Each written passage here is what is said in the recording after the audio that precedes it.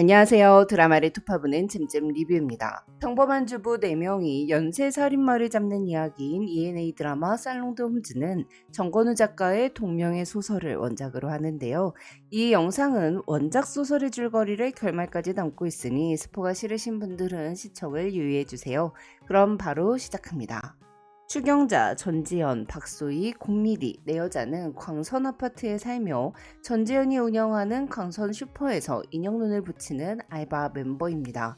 이야기는 아파트 단지에 바지를 벗고 이상한 짓을 하는 성추행범이 등장하면서 시작되는데요.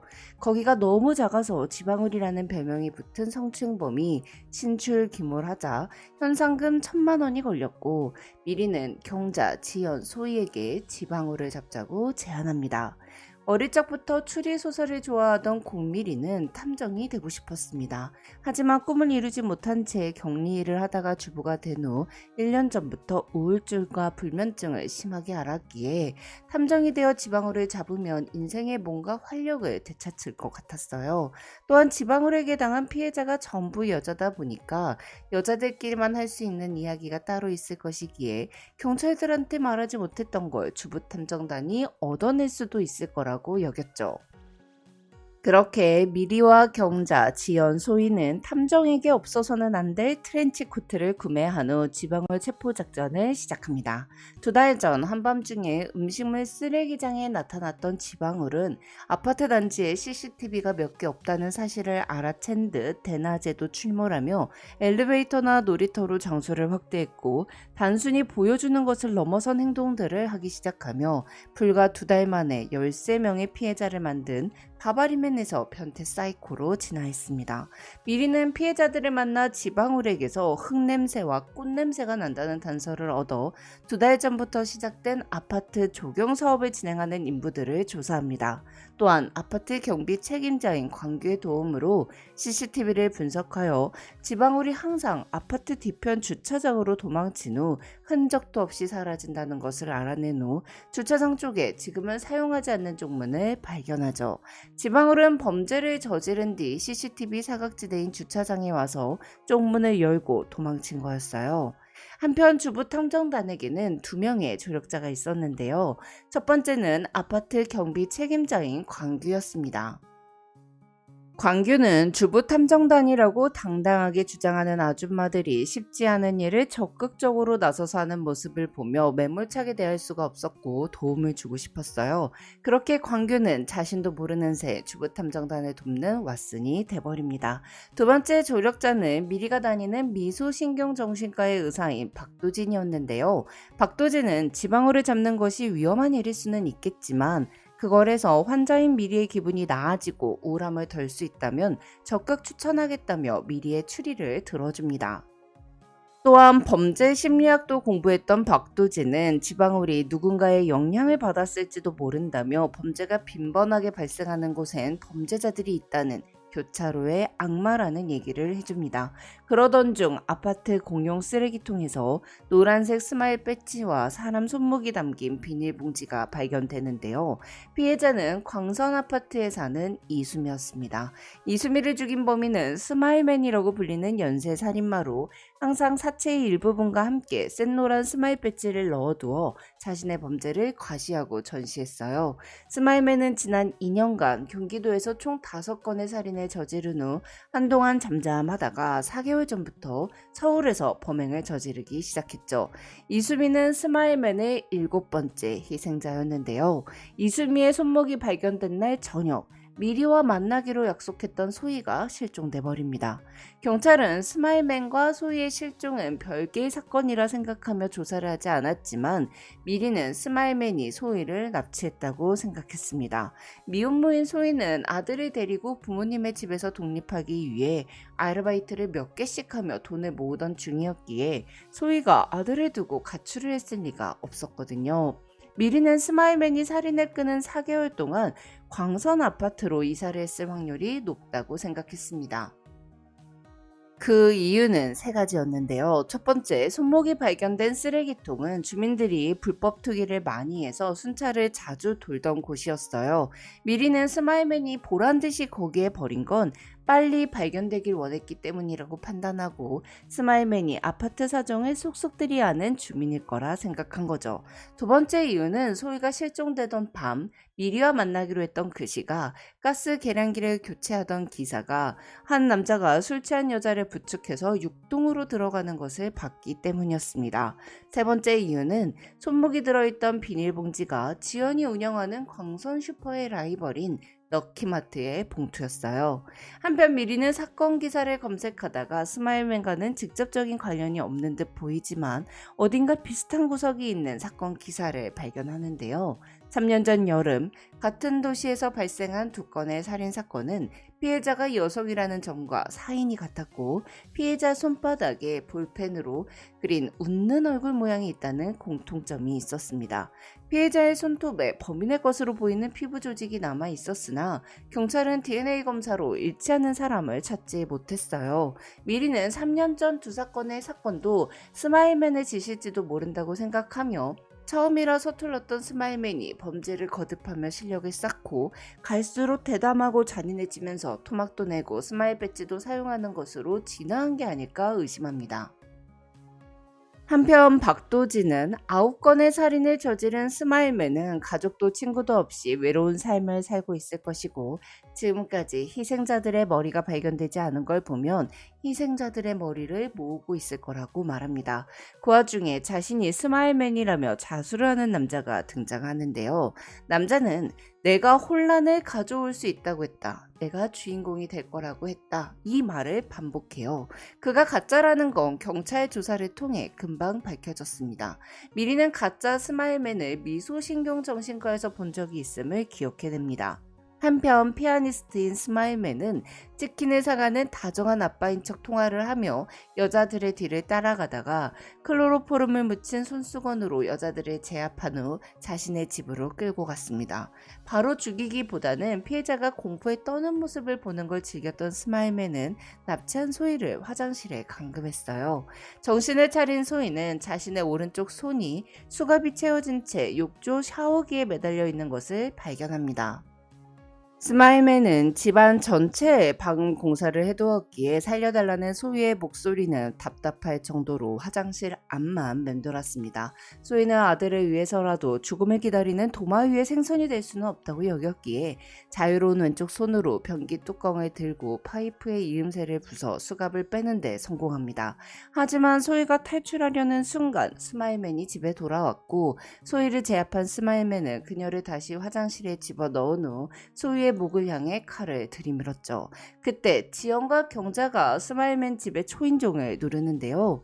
미리는 스마일맨이 아파트에 산다면 피해자의 소리를 막기 위해서 방음 공사를 했을 거라 여겨 광규의 도움을 받아 최근에 방음 공사를 한 입주민 리스트를 조사했습니다. 최근 4개월간 6동에서 리모델링을 한 집은 딱 2군데였고 미리는 403호, 지연과 경자는 101호를 맡기로 한 건데요. 스마일맨은 리모델링과 관련하여 물어보고 싶은 게 있어서 찾아온 지연과 경자를 집안으로 들어오게 했어요. 지연이 보기에 집안에는 딱히 리모델링을 한 구석은 없어 보였습니다.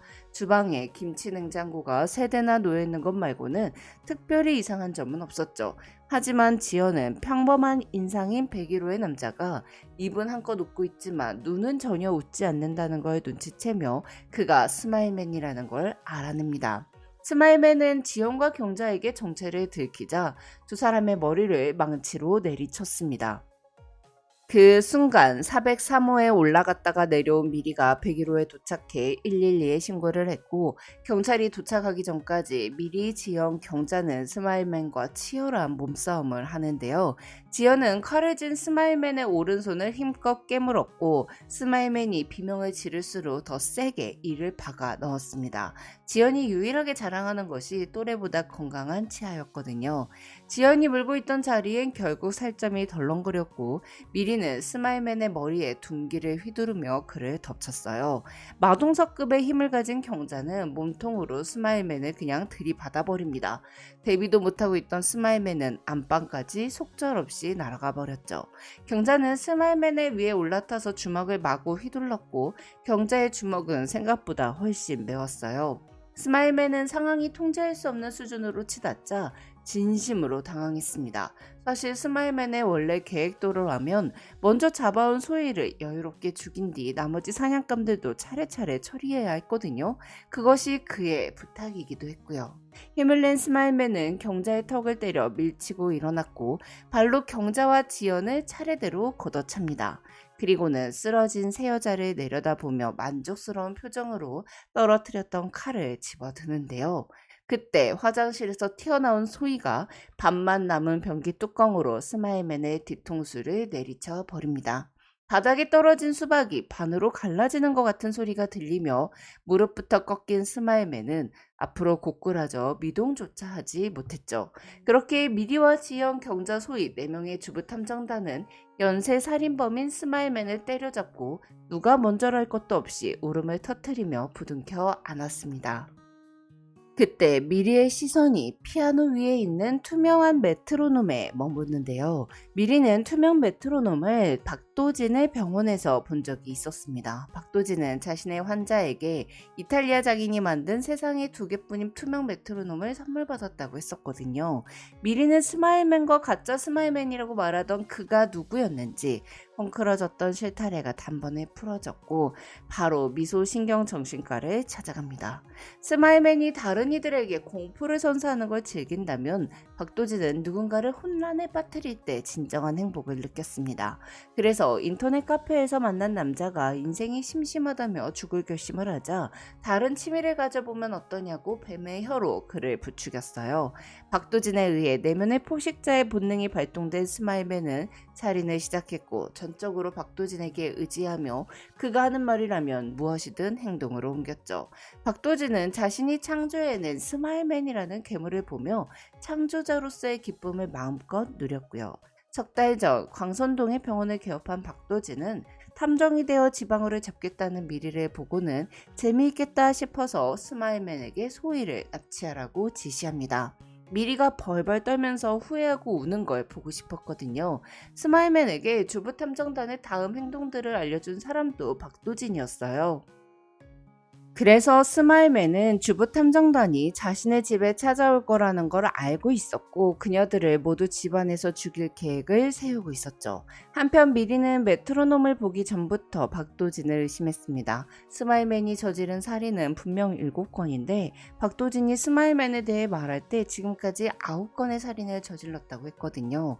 메트로놈을 본 순간 미리는 3년 전 벌어진 피해자 손바닥에 웃는 얼굴을 그려놓은 2건의 사건 진범이 박도진이라는 걸 알아챕니다.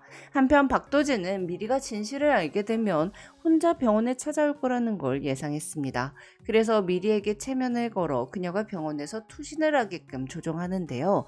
미리가 자신의 의지와 상관없이 창틀에 한쪽 다리를 올렸을 때 그 순간 광규가 진료실 안으로 등장합니다.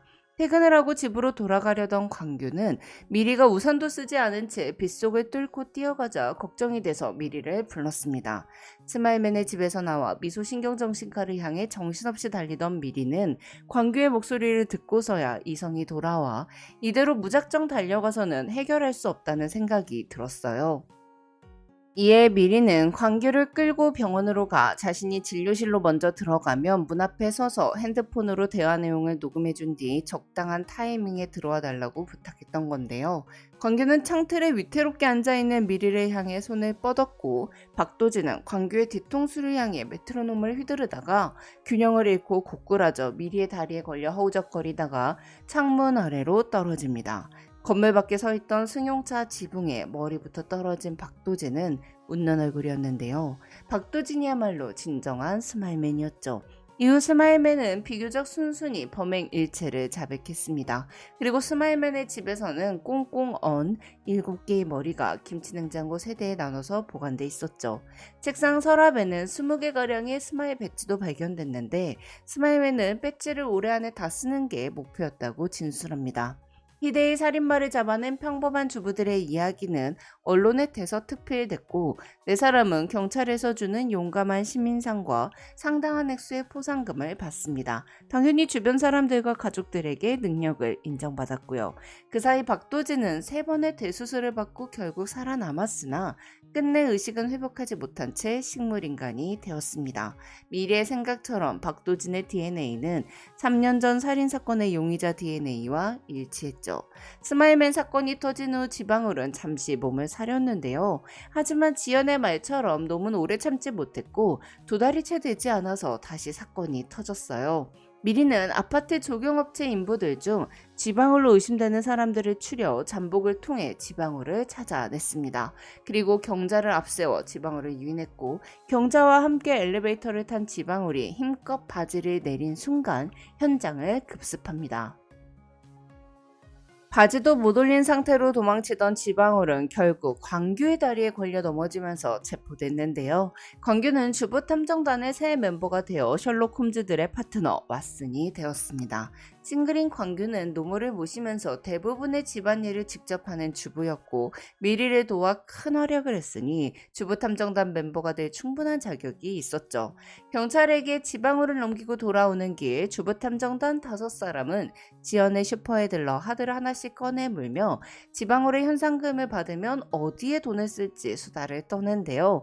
이때 카페를 하는 게 꿈이었던 지연이 주부탐정단 아지트도 할 겸 슈퍼를 팔고 작은 프랑스식 카페를 차리겠다고 선언합니다. 카페 이름은 바로 샬롱드 홈즈였죠. 지금까지 잼잼 리뷰였습니다. 감사합니다.